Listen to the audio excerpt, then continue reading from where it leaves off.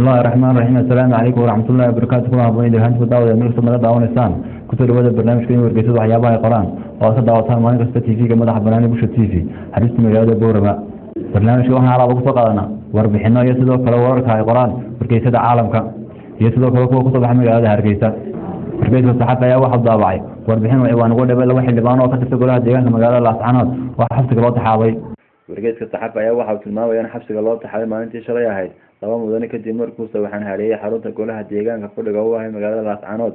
wargeeska ayaa tilmaamaya in arrinta duuqu ka taagan yahay inay tahay arrimo la xiriira maayirka degmada iyo sidoo kale xildhibaanada dhexdooda waa sida uu sheegay wargeeska saxafa ee ka soo baxay magaalada Hargeysa.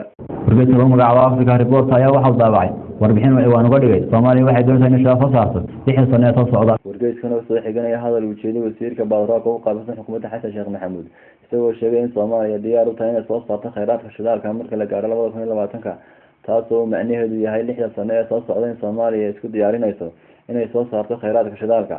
balse wargeeska ayaa dhanka waxa uu ka eegay arrinta waxaanu farta ku fiiqay damaca waddanka Soomaaliya inay sii kordhinayso muranka u dhaxeeya Kenya iyo Soomaaliya ee dhanka badda.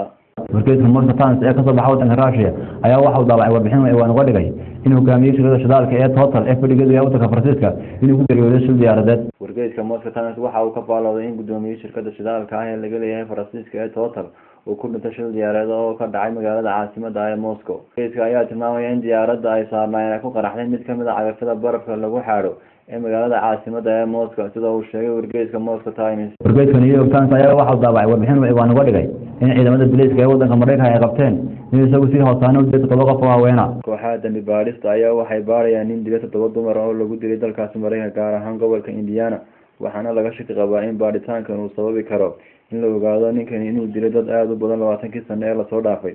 baarayaasha ayaa waxay sheegayaan in ninkan lagu magacaabo Darian Fan oo 43 jir ah inuu qirtay dilkaasi markii la weydiiyay gabar 19 jir oo lagu dilay albeerka la seexdo oo ku taala magaalada Hamo. booliiska ayaa waxay sheegeen in akhbaarta ninkaasi uu bixiyay ay saalaysa in la helo meydadka 6 qof oo kale.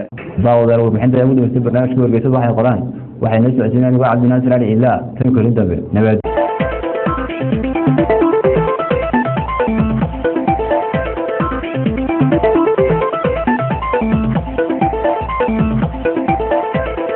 Thank you.